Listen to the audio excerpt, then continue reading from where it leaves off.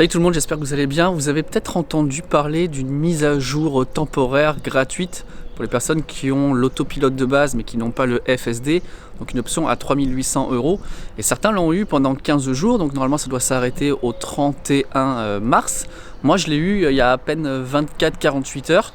Donc on va pouvoir tester ça rapidement, voir si ça fonctionne, si ça vaut la peine de payer 3800 € pour utiliser cet upgrade.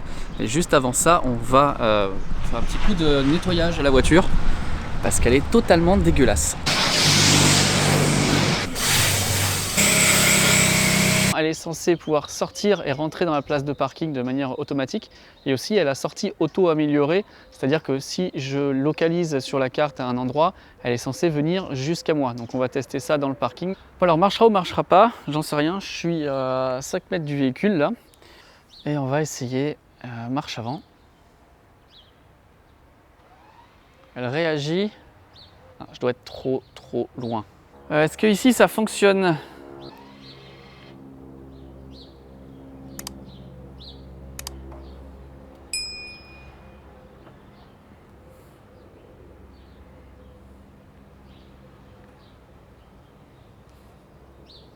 Il faut être assez près de la voiture, donc c'est vraiment intéressant. S'il pleut ou s'il y a un endroit vraiment très restreint pour la faire rentrer dans un garage, là ça a du sens. On va essayer maintenant de la faire regarer.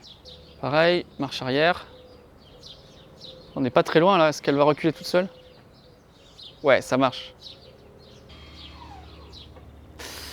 C'est aléatoire, hein.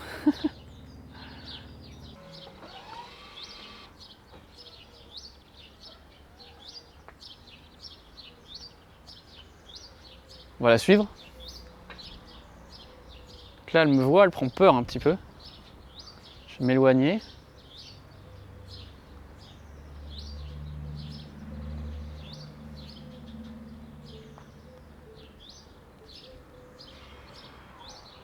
Bon, ça c'était la version facile. Maintenant, on va essayer la sortie auto intelligente. Il faut aussi être à côté de la voiture parce que la réglementation en Europe est beaucoup plus stricte qu'en Amérique du Nord. Ça donne une idée de ce qu'on aura la possibilité de faire lorsque la législation sera assouplie. On essaye d'aller jusqu'à la cible. Voilà, je suis loin. Oh! Faut que je me rapproche.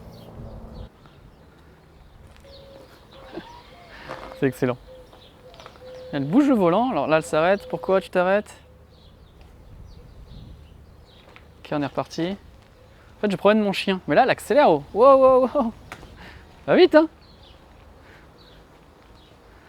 Vous avez vu, ça fonctionne, mais c'est quand même assez aléatoire. On n'est pas aux États-Unis.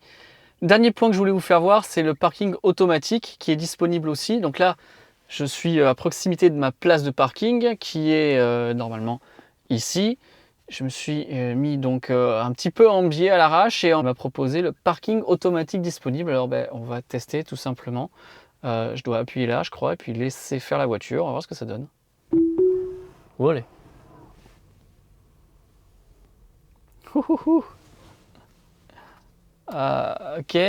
Bon là, on est bien d'accord que je touche à rien. Hein. D'accord. Ok, suspendu. Bon, on n'y est pas. On n'y est clairement pas. Reprendre. Ok. Non, ça lui plaît pas. Non. Alors, qu'est-ce que... Ah, si, non, oui, non. Je recule. Non plus, non.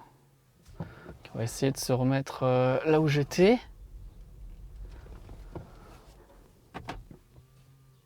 Alors là, ce qui est bizarre, c'est que je suis à peu près au même endroit que tout à l'heure et en fait, il ne me le propose plus.